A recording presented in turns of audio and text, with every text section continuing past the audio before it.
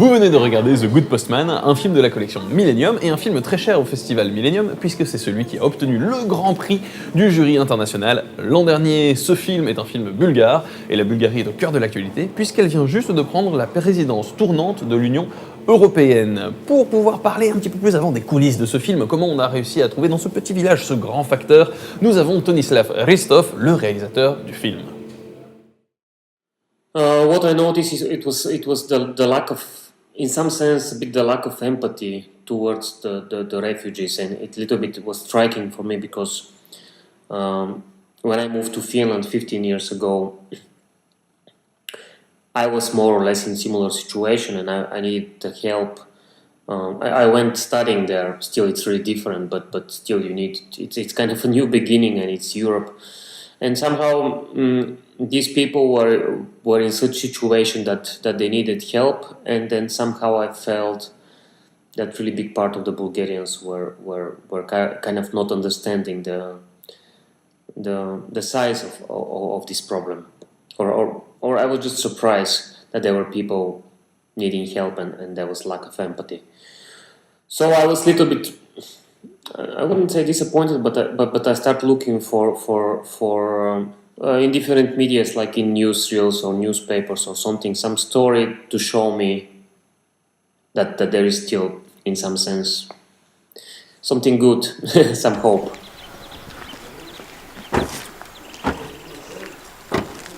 Hello. Hello.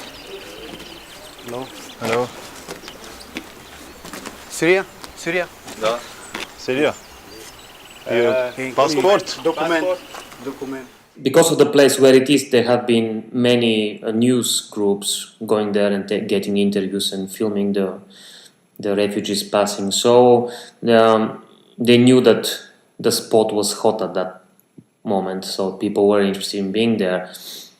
So it was not a surprise. I mean, when I went to Angela with my camera crew, at the beginning she was answering even without me asking any questions. They had already automatic answers to what are you doing and so on and so on. But then slowly when we start spending more time with them, then the things little bit changed and then they start feeling really comfortable with us. And this is the moment when the real, for me, story comes out. This is what's the difference between documentaries and newsreel. I mean, in documentaries, everything is much more personal and much more subjective. You know, it's we choose the people, and then when they like us or they start trust us, this is when the magic happens, the magic of cinema. And the other is just like you go, you cover what's happening at the moment, and you go.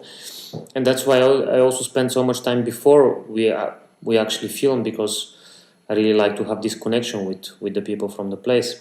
The whole thing about this film. It's a very small place. It's just a tiny village on the end of Bulgaria or Europe or even the world or whatever. But just the problems that they have in between each other, they're so universal, and it's thing that we talk every day or a different way. Or it doesn't matter where you are, and that's why it resonates so wildly.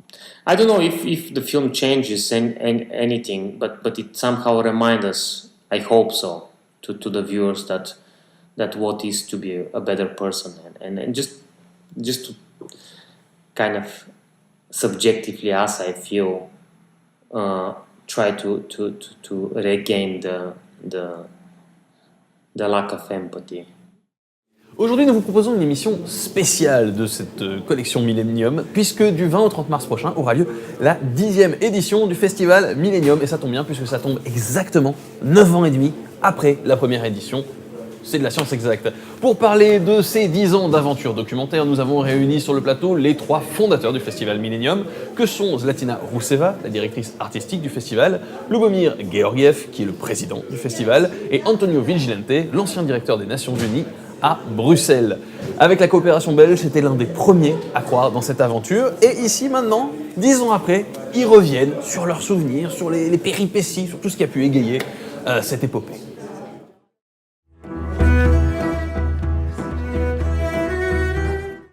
Et le festival était en fait appelé Millennium parce que vraiment l'idée de base était en fait qu'il soit lié au Millennium Development Goal. On avait vraiment l'ambition de réunir le meilleur du cinéma documentaire du monde entier, mais qui va parler aux gens et qui va parler en fait des choses qui nous concernent en fait tous. C'était en fait le nouveau millénaire, c'était vraiment des nouveaux objectifs pour l'humanité, et donc voilà, on a choisi le nom Millennium. It is true also, it was the beginning of this millennium. So in a way it was symbolical of a new start, of a new conscience, of a new engagement that was in favor of realizing the Millennium Development Goals. But the Millennium Development Goals is not just an acronym, a slogan. It means that with the new millennium, finally humanity had taken conscience that it was not ethical, it was not right, it was not convenient to leave behind hundreds of millions of people living in poverty without means to take care of their health, of their education, of their children. It was not possible to start a new millennium with the old-fashioned way of thinking that, well, if you are poor, it's your problem. If you're poor, it's my problem as well. If you cannot afford health and education, it's my problem as well. Everybody has a right, like me, to enjoy services and to seek happiness in life. So human development is this, and the Millennium Development Goals were targets to ensure that a great part of the humanity could be really lifted up from that destitution. And it was successful. Este es el pan con lo que nosotros le hemos estado apoyando y es lo que nosotros compartimos de lo que Dios nos da.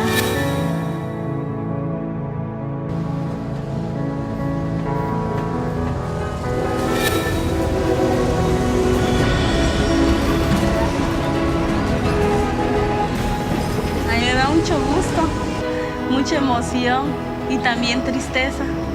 Tristeza porque se van, se alejan de sus familias, y gusto porque se llevan un lonche, se llevan algo en el camino. A veces siento una impotencia, sufren atropellos. En el tren es muy peligroso.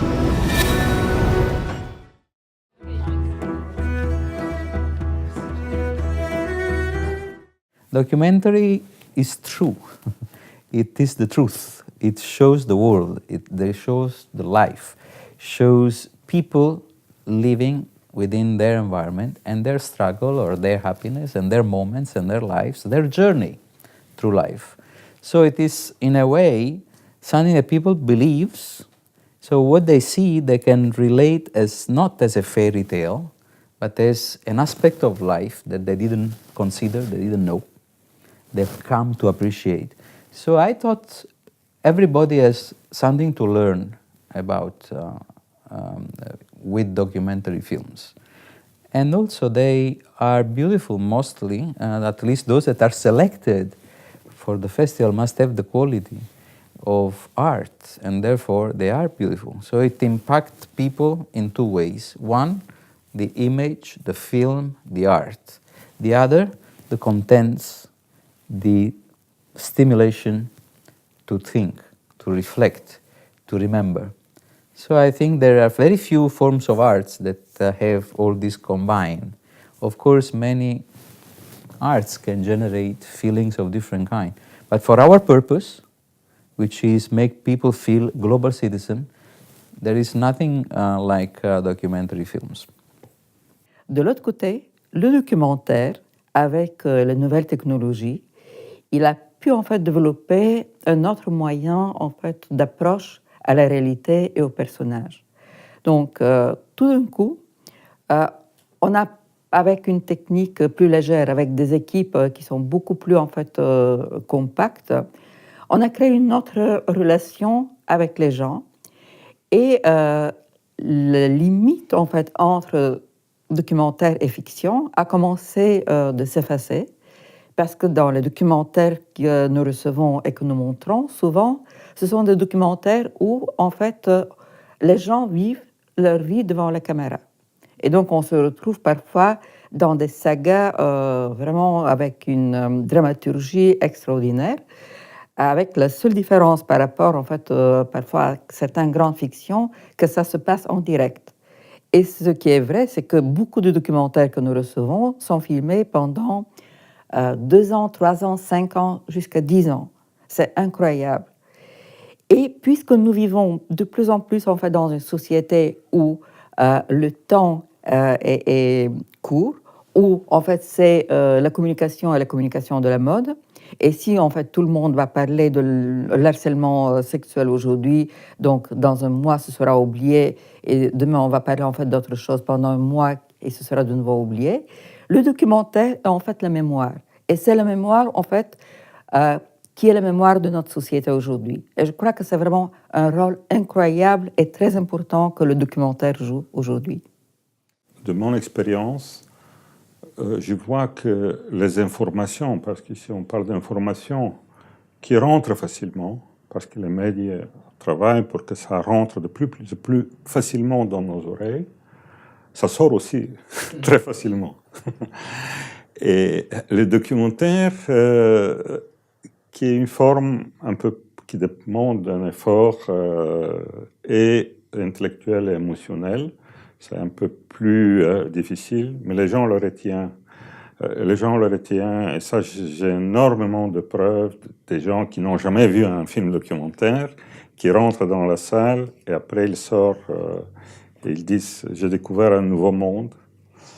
Voilà, donc... I want to underline this point. In what way the documentary art contributes to make communication sustainable, durable? The documentary is quiet. It doesn't assault you with plenty of information that overwhelms you, but very subtly pass you some very thin but emotional messages that remain somewhere. And then you find yourself one day say, this is like in the documentary recipe for disaster, where the people wanted to live without plastic.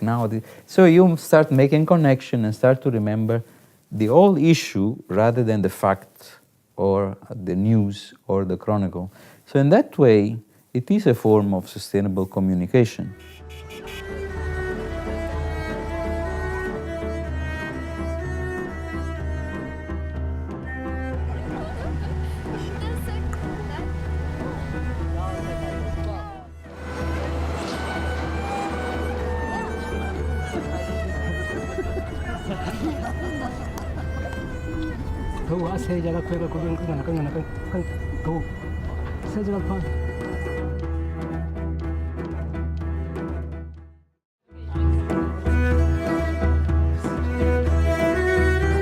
In the Bulgarian film, The Good Postman, may seem a light film, but there is so much poetry in it, so much truth, so much spontaneity, that really impressed me a lot. And also, very delicately touched one of the most untreatable topics of our time, one of our dilemmas, how to accept and integrate huge numbers of migrants in Europe, how to live together, how to accept their diversity, how to live harmoniously once you accept them. And you must accept them because they are refugees and you're obliged by international conventions that you have subscribed to assist refugees. So clearly the film, in a very delicate way, put the huge question, the elephant in the room, right there. J'aime beaucoup, c'était une vraie découverte, les films de Sean McAllister. Donc j'aime beaucoup ce film. J'aime beaucoup aussi sa manière, en fait, de créer une relation avec les personnages. Japan, A Story of Life and Hate est vraiment un film extraordinaire. Comme aussi, en fait, The Syrian Love Story, c'est vraiment un film qui me bouleverse et qui... Je les vois, en fait. Ce sont des films qui sont en moi, je vois, en fait, des séquences, je vois des personnages. Puis, il y a des films comme Molfigan, donc aussi une découverte. Le réalisateur... iranien Mahmoud Rahmani avec son film Molfigan, un film de 50 minutes filmé en une prise et avec un personnage, et on ne décroche pas, et à la fin, on a l'impression qu'on a vu quelque chose de 15 minutes, alors qu'on a regardé 1 heure. Without understanding the language. Oui, sans comprendre, sans connaître la langue, c'est vraiment extraordinaire. Ce sont en fait des découvertes cinématographiques qui font évoluer même le langage du cinéma, qui font en fait, humainement, ce sont des découvertes. Et puis, il y a par exemple un film comme When the Boat Breaks, un film d'une cinéaste chinoise qui produit elle-même ses films. D'ailleurs, elle disait dans ce film, il a la salle de bain parce qu'elle a hypothéqué sa maison. Donc, dans l'autre, en fait, il a la cuisine qui est partie déjà, qui a une manière de filmer très particulière. Et je crois que c'est ça le grand cinéma documentaire, parce qu'on voyage beaucoup aujourd'hui. Tout le monde voyage tout le temps. Mais en fait, on voyage comme touriste.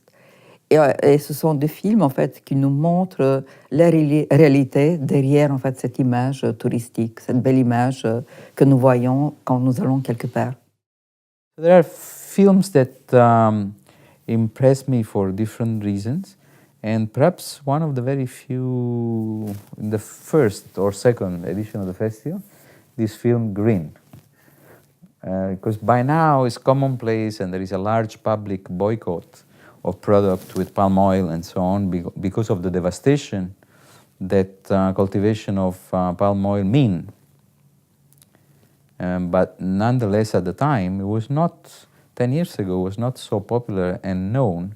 And finding out what happened in one country, in Indonesia, because of the plantation, is something that keeps coming back.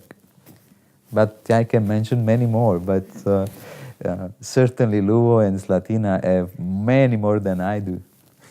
Il y a une petite histoire avec le film Green dont Antonio elle a parlé. Il y a une année, Ban Ki-moon, le secrétaire général des Nations Unies, qui était en visite à Bruxelles avec sa femme, et dont Nations Unies Bruxelles a organisé une projection pour la femme de Ban Ki-moon, qui est un diplomate de la carrière. Elle a été diplomate en Inde, et organisé une projection du film Green. Et après, c'est un film où il n'y a pas de dialogue, il n'y a pas de voix off. Voilà, il n'y a pas de, voilà, c'est un film brut, comme ça, c'est très minimaliste, mais impressionnant. Quand elle a sorti de la salle, elle a dit en anglais, "Your film is much better than the speeches of my husband." I know this film will depict our commitment and our effort in just 12 minutes. So it may sound a little bit unfair and unreasonable to tell all the stories which we have been working during the last 14 years. It may be impossible. But the movies, and this has some magic power to deliver the stories in such a very dynamic and energetic and graphic way. I hope we will be all part of this process March. Bon, il y a des films extraordinaires, il y en a plusieurs, mais peut-être il y a un film dont je vais mentionner pour voir si Zlatina et Antonio se souviennent. Nous sommes tous des capitaines. I remember it. That's controversial. C'est pour ça que j'en parle.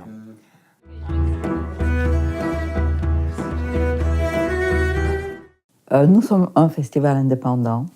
That's right. Et C'est le prix de l'indépendance. Nous ne faisons pas de compromis, ni au niveau en fait de la programmation, ni au niveau en fait de la qualité, ni au niveau en fait de nos idées.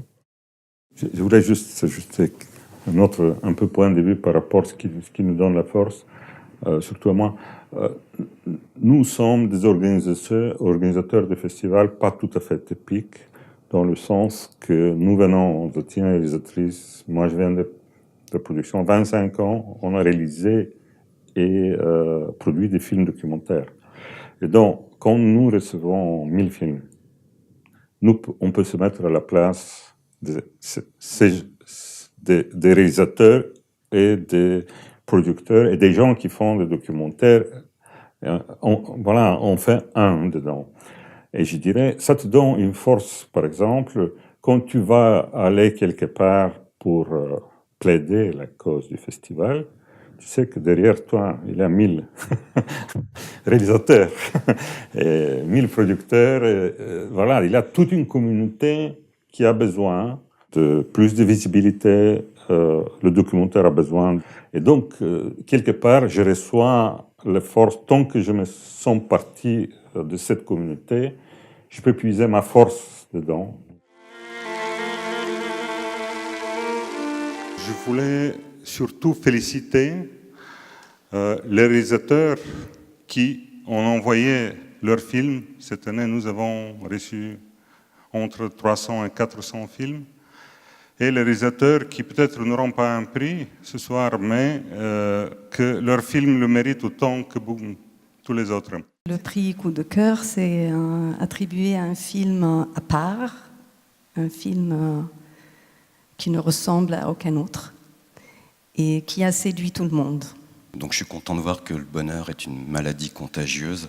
Ça me réconcilie avec l'époque. So in a way, having a festival devoted to call the attention and invite everyone to put yourself in the shoes of the people that are in need of the Millennium Goals is for us at the United Nations a great privilege and a great support.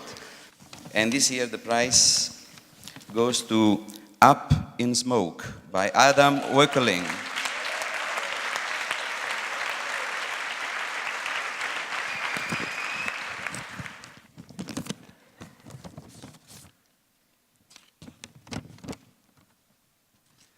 Alors, le prix du meilleur film documentaire Objectif d'or est attribué à When the Bow Breaks, de la réalisatrice chinoise Jidan. 我说不了英语，你给我翻译。他们一定是搞错了。She said, "You must make a mistake." 因为我看了好多电影，我觉得我不会得奖的。Because I've seen a lot of films, I don't believe I can get the prize. Well, for me, there are 2 or 3 things that really made us believe that the festival was being recognized and appreciated. If a Secretary General of the United Nations comes to the festival, it means that he sees the point, the cause, the quality, the seriousness, the professionality. So when we have hosted personalities such as the Secretary General of the United Nations, it was a very happy moment to celebrate, to be celebrated.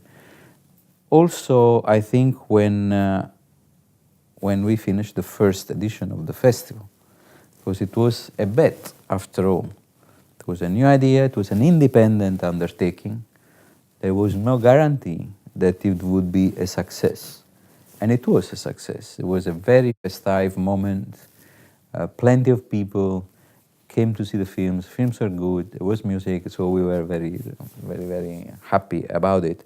And the very best moment may still have to come, because with the 10th edition, I think it's a symbolic target. I mean, you have survived, and not just survived, you have grown and acquired prestige year after year up to the 10th edition, which really is maturity for a film festival.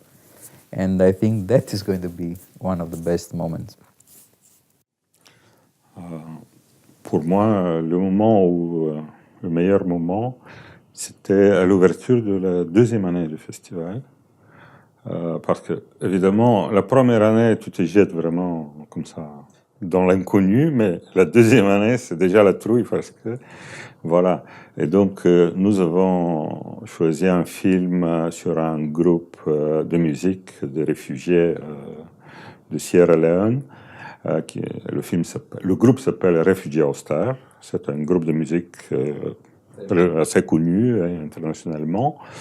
Et il avait un film qui était, en plus, c'était quelqu'un des Nations Unies qui avait découvert le groupe dans un camp de réfugiés sur la frontière libérienne. Et voilà. Et donc, on a montré le film. Et après, le groupe est sorti sur scène et a commencé à jouer.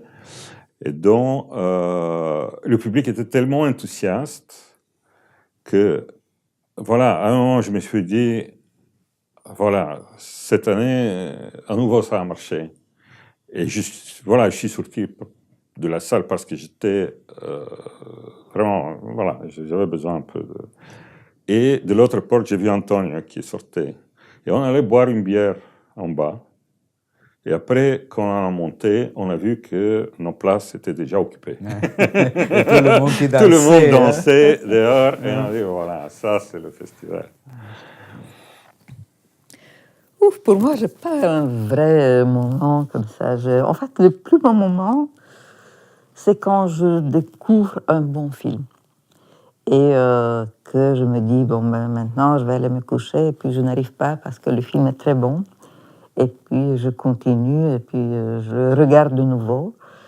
Vraiment, ce sont les petits perles comme ça de découverte qui me donnent le plus de satisfaction. Et c'est aussi, en fait, l'équipe du festival. Quand vraiment, le premier jour, l'ouverture, quand je vois que tout le monde est à sa place et que voilà, ça tourne et que voilà... Et je me dis, bon, on a quand même encore tenu jusque-là. Et on a encore une semaine à tenir. Et ils sont bien, ils sont jeunes, ils sont motivés. Et c'est quand même, je crois que c'est cette énergie que nous avons en commun de faire quelque chose. C'est vraiment la chose, en fait, qui me motive le plus.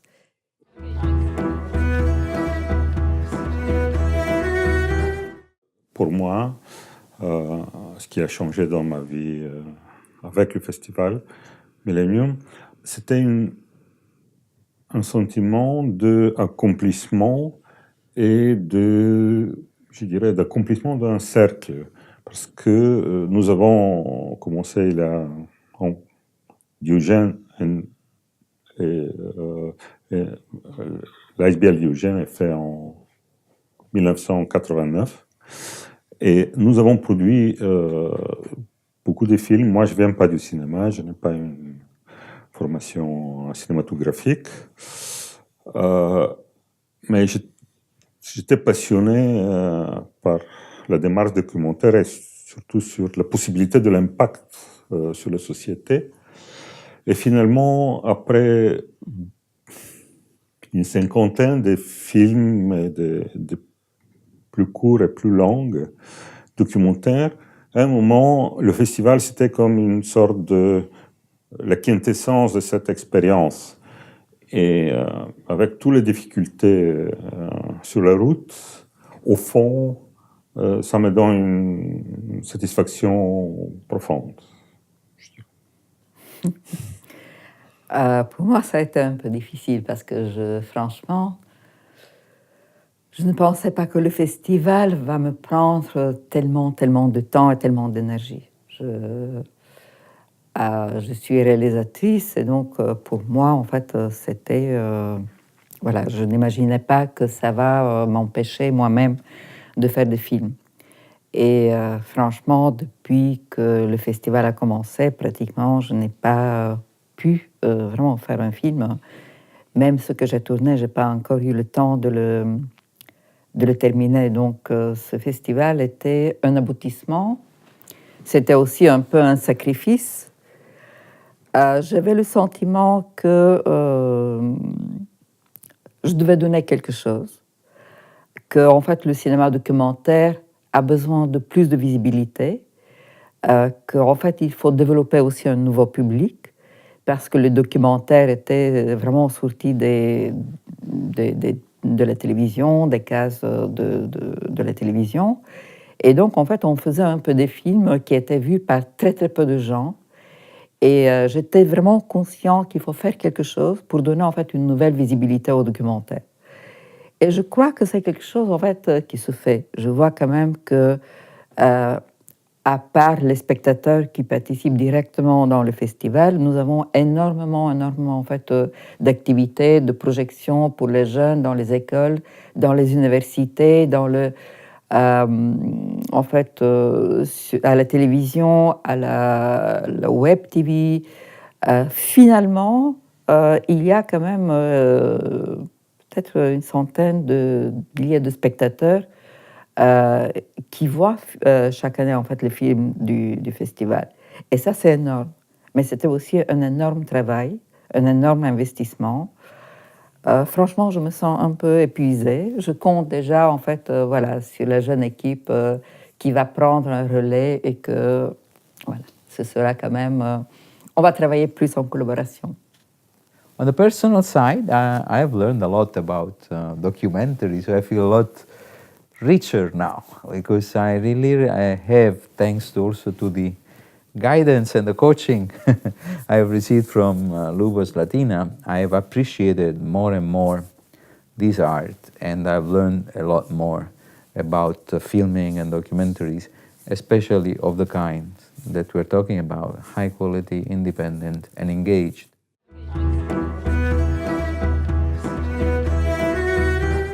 Dans 10 ans, je dirais, pour nous, c'est jour par jour. C'est vraiment. Et ça, c'est aussi, c'est pas que l'insécurité. C'est la réalité des choses. Tu es en contact avec l'équipe, avec les films, avec chaque jour, il y a de nouveaux paramètres qui rentrent dedans, de nouvelles découvertes, parfois des coups, voilà, etc. Donc, ça fait jour par jour, et voilà. It's true that it's day by day, but it's also true that from day one we were targeting and hoping to reach not only the 10th edition, but continue even after that, because the festival is a project, it's not an event. It's something that requires time to grow and to generate the impact that we would like it to generate. So the first year it was a hope. Perhaps after 3 editions, we started to feel that this has now become permanent. How permanent, we didn't know, but certainly we knew that we were there to stay, that indeed we had made it. Because the idea was always not to make a one-year festival, but to start a festival that would acquire its own space and its own raison d'être, which I think we did. Now it depends on the main features of the festival, the president and the director, to see whether they can continue, they have the energy, they can bear the sacrifice that it takes, and for how long, or whether they prepare a succession, the new generation that will continue the festival. But certainly, what I can say, it would be a pity at this stage to stop it. I cannot, it would be a kind of a euthanasia of the, if at this stage, after reaching the 10th edition, having had success, having reached the impact one wants, if there would be no future for the festival.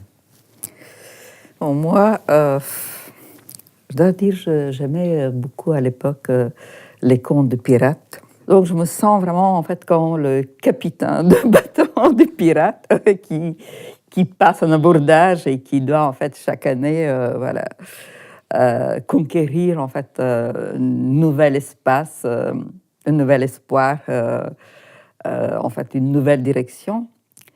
Et,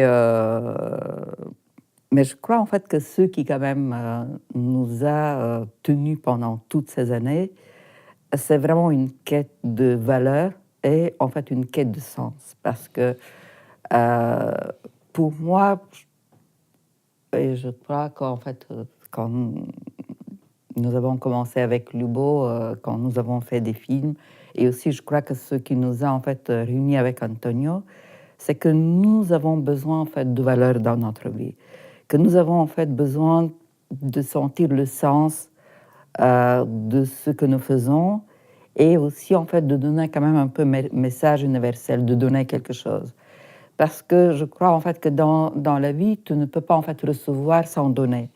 Et que c'est vraiment en fait quelque chose, c'est en fait le sens même de la vie. Et c'est pour ça en fait que voilà, nous faisons ce festival, parce que je crois que c'est quelque chose que tout le monde peut en profiter. On a envie de croire dans cet avenir. Il y a des films merveilleux et tu les as sélectionnés. J'ai eu l'occasion d'en voir quelques-uns. Il y en a qui sont particulièrement poignants, mais en tout cas ils nous emportent dans leur réalité et ils nous disent attention, gardez vos consciences éveillées et continuez à travailler pour ces objectifs. Merci à vous, merci à la famille Millennium, parce que c'est une grande famille. I support the festival because I believe together we can make change happen. Long life, the Millennium Film Festival. Long life of the Festival Millennium. C'est Antonio Banderas qui l'a dit, mais je le répète. Pour cette 10e édition du Festival Millennium, nous vous donnons rendez-vous du 20 au 30 mars prochain pour découvrir près de 80 films documentaires venus du monde entier. Nous reviendrons aussi sur la filmographie de la réalisatrice tchèque Elena Treštíková. Enfin, nous aurons une programmation sur les minorités. Et pour l'animer du mieux possible, nous aurons des groupes Tziganes qui viendront jouer de la musique Tzigane de façon incroyablement Tzigane. Nous vous donnons donc rendez-vous ici au Cinéma Galerie, mais aussi à Beaux-Arts, aussi au Cinéma Aventure, au Cinéma Acteur Studio et pour la première fois au Cinéma Pathé Palace. À très bientôt.